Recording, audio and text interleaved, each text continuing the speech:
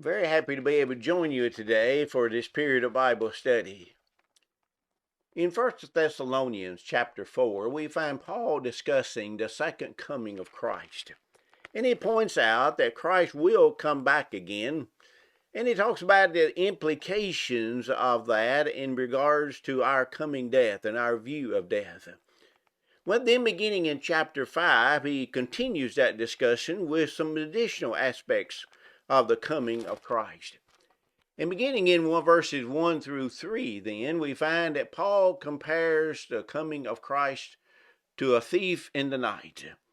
He said, "But concerning the times and the seasons, brethren, you have no need that I should write to you. For you yourselves know perfectly that the day of the Lord so comes as a thief in the night. For when they say peace and safety, then sudden destruction comes upon them, as labor pains upon a pregnant woman, and they shall not escape." Here he says that Christ, when he comes again, will come like a thief in the night. But he calls it the day of the Lord. Now, oftentimes people think about the day of the Lord as reference to the second coming of Christ, and it can refer to that as it does here. But more often than not, it discusses a time or has reference to a day when God is coming in judgment upon the disobedient. It's used in the Old Testament several times, and that's how it's used in those times. It's not a reference to the second coming of Christ, but simply God coming in judgment upon the disobedient. And some of the most terrible pictures in the Old Testament concern the day of the Lord. Well, here Paul said the day of the Lord, of course, is a reference to the second coming of Christ. And he said that day would come as a thief in the night. Well, how does a thief come? Well, we know that a thief comes very suddenly. That is, he comes quickly and he leaves very quickly. He does not stay very long. Then, of course, he comes when we least expect him. A thief obviously sends no warning that he is coming. And then when a thief does come, it's too late for prepare then. It's too late for prepare when he is coming.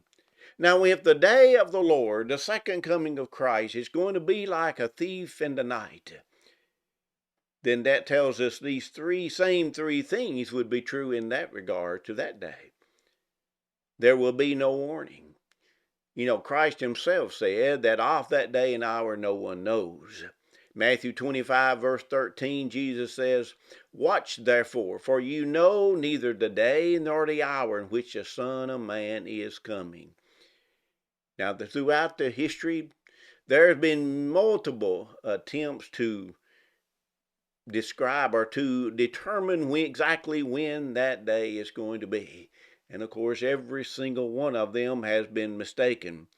People have always speculated about the time, and many still do, but Christ still says no one knows the day or the time.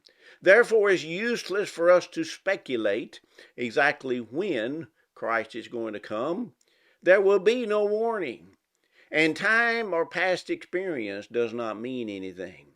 You know, sometimes people will say, well, if Christ has not come in 2,000 years, then why will he come now? Well, just because my house has never been broken into, that doesn't mean it won't happen. It could happen tonight, but I don't think it will, but it never had before. But one day it might. So just because Christ has never come in the past does not mean he will not come. Then we also see that the second coming will be like a thief in the night in the sense that he comes when we least expect him. Just as a thief does not give any warning, he will try to catch you by surprise and hopefully find you when you're not even at home. Well, Christ says he will come when we're not expecting him. There will be no warning. People will be going about their living their lives just like they always have. And then suddenly, Christ will appear again. And when that day does come, it will be too late to prepare, and there will be no escape. Just as it's too late to prepare for a birth of a baby once the labor pains begin, so when Christ comes again, it will be too late then to prepare for the second coming of Christ. Our world as we know it will cease to exist, and eternity will begin. But even though we do not know when Christ is coming back again, there's no reason for the Christian to be caught unprepared and unawares. Because Paul said, beginning in verse 4, that we are sons of light. He said in verse 4, "But you, brethren, are not in darkness, as that this day should overtake you as a thief. You are all sons of light and sons of that day. We are not of the night, nor of the darkness. Therefore let us not sleep as others do, but let us watch and be sober." Here Paul said that we are sons of light. Now darkness is symbolic of a life that's lived in disobedience to God's will. And thus light then would be the opposite of that, of course. Light identifies those who try to live according to the direction of Jesus and his word. The psalmist wrote in Psalm 119 and 105, said, "Your word is a lamp to my feet and a light to my feet path." Then Jesus spoke to them again in John 8 and verse 12, and he said, "I am the light of the world. He who follows me shall not walk in darkness, but have the light of life." You see, Christ will come as a thief in the night, but for the Christians, there's no reason for him to come as a thief in the night, because we will be prepared. Oh, we still do not know the time, but it really doesn't matter, because we are prepared. It's too late to prepare for an examination once the examination paper is in front of you. It's too late to fix a leaky roof when it begins to rain. And it's too late to prepare for the coming of Christ when Christ appears. But the Christian is going to always be prepared. And since the Christian is prepared, then it will not be a terrible day of destruction, but the day of the second coming of Christ will be one of great glory.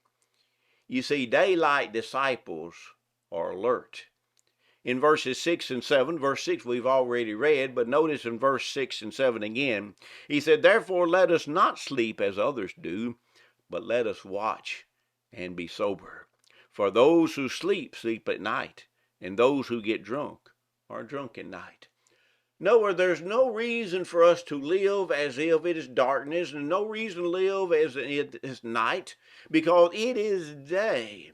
It is day in the sense that we are going to be prepared for the second coming of Christ.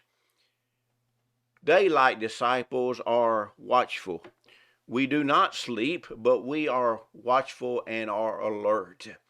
What should we be alert for? Well, we be alert to the fact of the Lord's coming.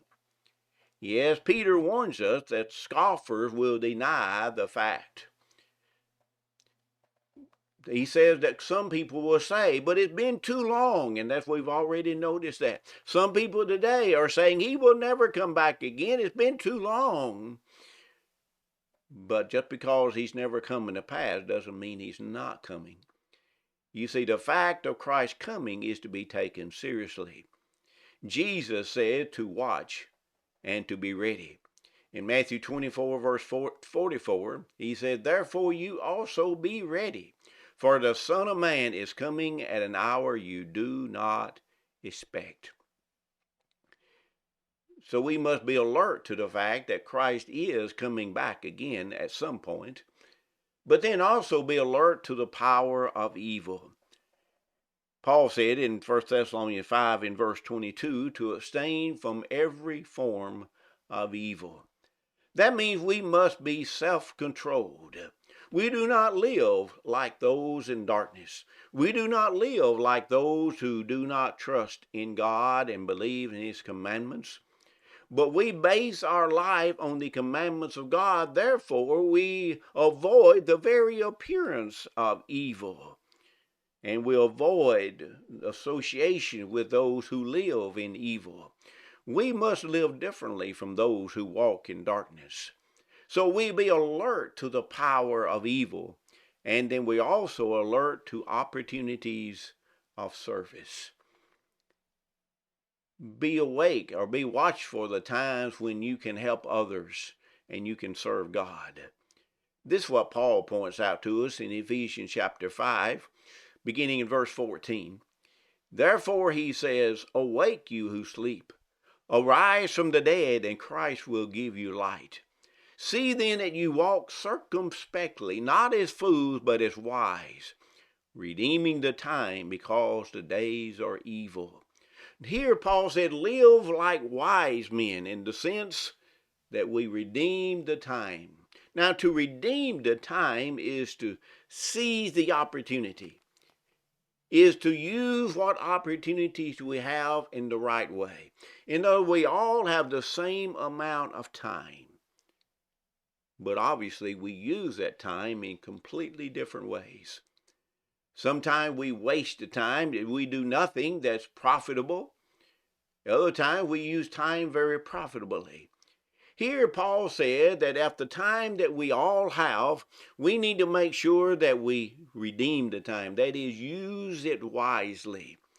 The sleeper is forgetful of his duty.